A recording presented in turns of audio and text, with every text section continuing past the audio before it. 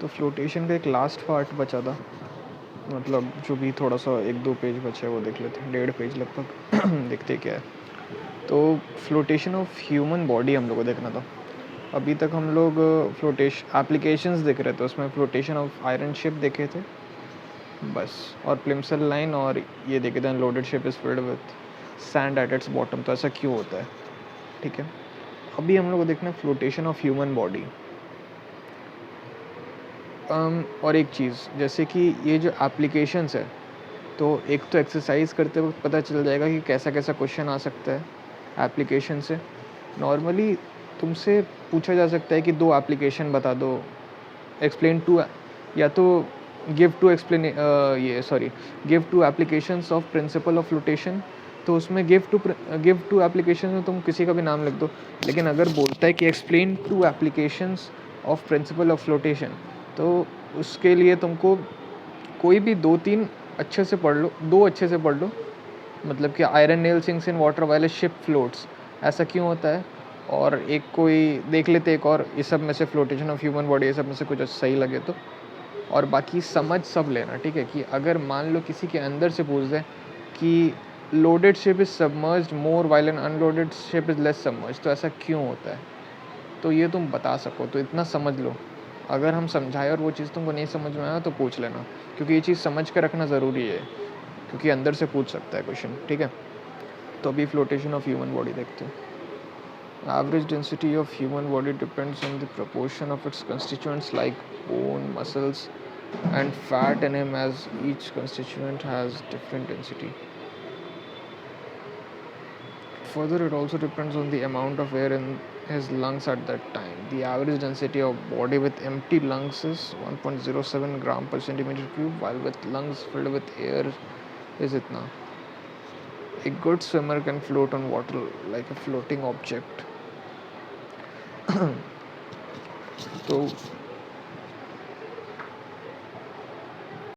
तो हम लोग को देखना है फ्लोटेशन ऑफ ह्यूमन बॉडी, ठीक है। तो average density of human body depends on the proportion of its constituents like bone, blood, muscles and fat. तो यहाँ क्या बता रहा है कि जो एवरेज डेंसिटी होता है ह्यूमन बॉडी का भी कुछ ना कुछ डेंसिटी होता होगा ना, तो वो डिपेंड करता है उसके बोन पे, ब्लड पे, मतलब कितना बोन, कितना ब्लड, कितना वॉल्यूम का है, मसल है, फैट है कितना है, इस पे डिपेंड करता है। ये 4 चीज़ पे डिपेंड करता है। Further it also depends on the amount of air in his lungs at that time. इसके अलावा एक और चीज़ पे डिपेंड करता है ह्यूमन बॉडी का डेंसिटी, वो क्या है, एक पर्टिकुलर टाइम पे उस बॉडी के लंग्स में कितना एयर भरा हुआ है, ठीक है, इस पे भी डिपेंड करता है। अब ठीक है, नॉर्मल समझ में आ गया।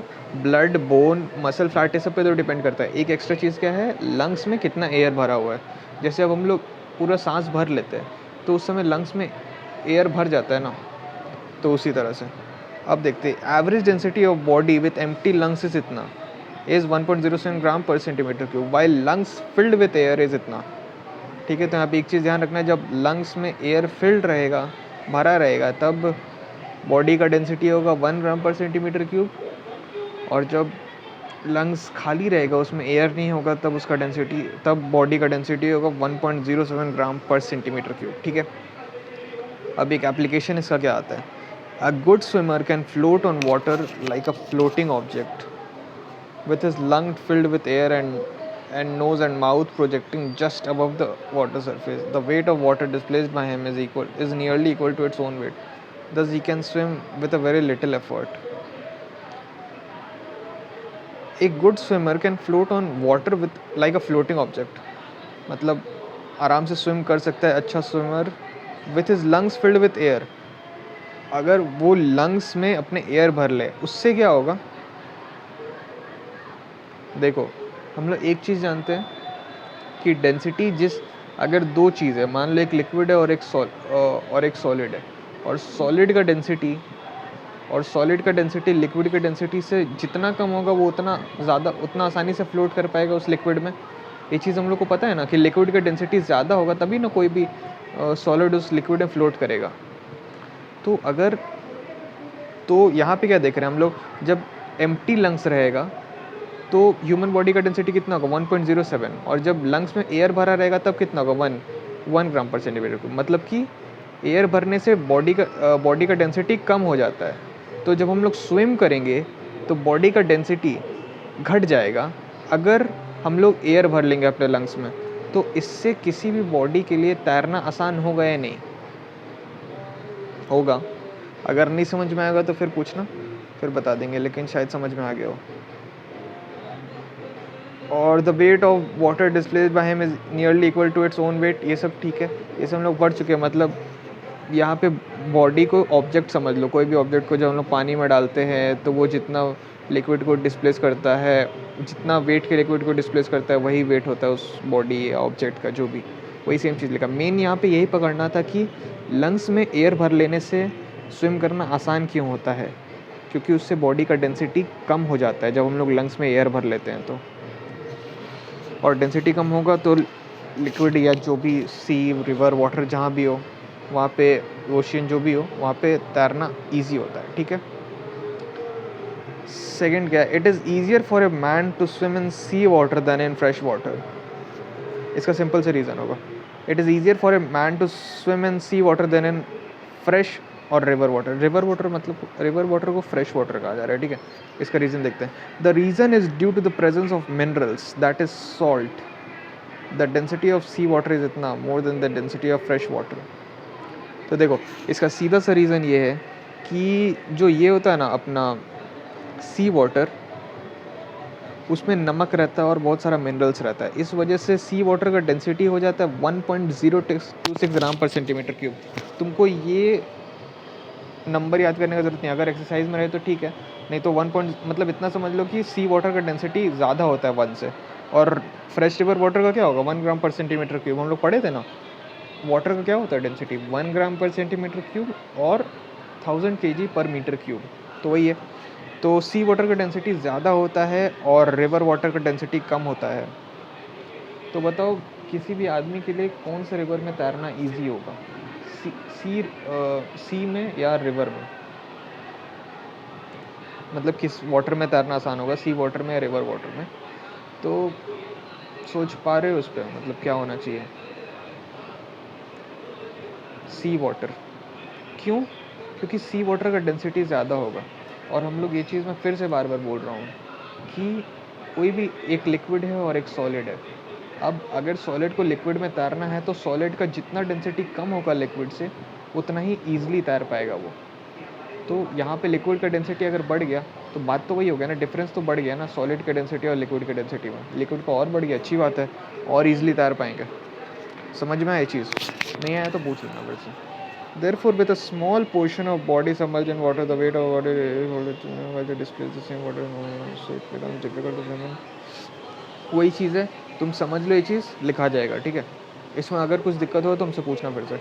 इन the Dead Sea the density of water is much more in the Dead Sea, therefore a man can easily swim in dead sea with a small portion submerged in.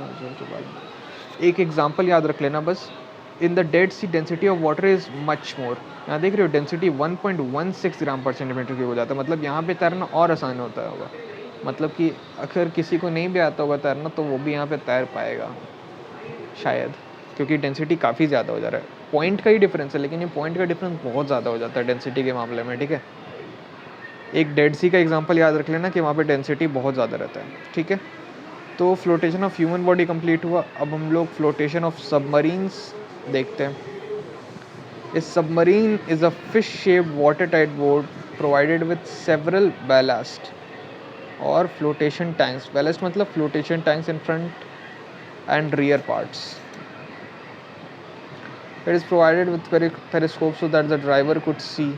अच्छा एक काम करते हैं, अभी है ना फ्लोटेशन ऑफ सबमरीन्स है, flotation of iceberg है, आइसबर्ग देख लेते हैं। सबमरीन्स क्यों नहीं देख रहे हो बताते हैं, या देख लेंगे वो भी, पहले फ्लोटेशन ऑफ आइसबर्ग देख लेते हैं, ईजी है। The density of ice is less than density of water, ठीक है। ये चीज़ भी याद कर लो, density of ice is less than density of water. Density of ice कितना होता है याद कर लो एकदम, density of ice is 0.917 gram पर सेंटीमीटर क्यूब। मतलब कि density of ice density of water से कम होता है। इसी वजह से huge mass of ice known as icebergs are able to float on water with major part in with their major part inside water surface and only small portion above water surface. तो क्योंकि ice का density water के density से कम होता है, इस वजह से आइस जो होता है ना वो वाटर पे तैर पाता है, लेकिन ऐसा नहीं है कि बहुत ऊपर रहेगा, मतलब कि बहुत ज़्यादा पोर्शन आइस का वाटर के अंदर ही डूबा रहेगा, बस कुछ पोर्शन वाटर के सरफेस से ऊपर रहेगा आइस का। अभी एक काम करना, गूगल खोलना और उस पर सर्च करना आइसबर्ग्स, ठीक है। आइसबर्ग्स में तुमको आइसबर्ग्स इन सी लिखना, ठीक है, आइसबर्ग्स इन सी। तो उसमें तुमको एग्जांपल दिखेगा कि बहुत बड़ा बड़ा जो आइस होता है वो तुम देखना फ़ोटो, तुमको समझ में आएगा। वो सी के ऊपर या ओशियंस के ऊपर तैरते रहता है, मतलब ज़्यादा हिलेगा नहीं लेकिन तैरते रहेगा। वो उसका रीज़न ये होता है कि आइस का डेंसिटी कम होता है वाटर के डेंसिटी से, ठीक है। अब यहाँ पे क्या है, volume of iceberg above the water surface while floating, if the total volume of iceberg is V and the volume of iceberg submerged is small we.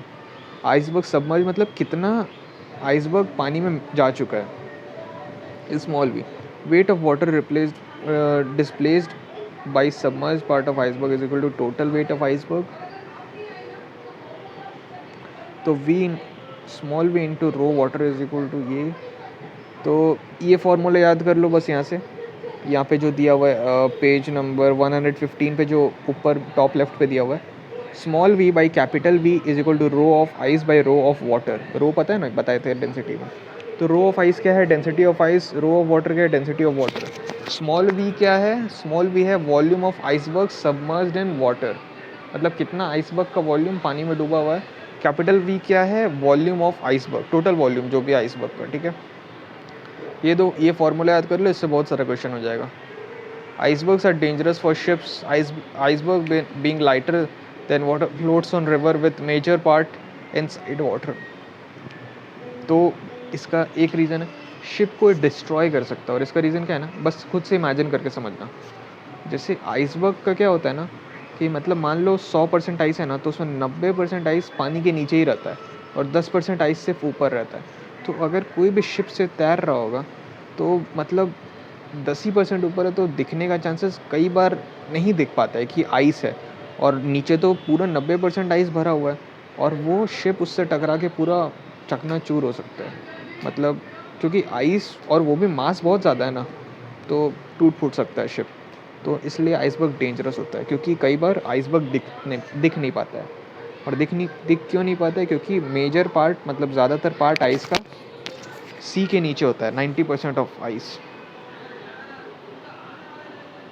No change in level of water on melting a floating piece of ice. When a floating piece of ice melts into water, it contracts by the volume equal to the volume of ice above the surface. The level of water does not change when the ice floating on it melts. ये कुछ खास नहीं है। Floating of fish.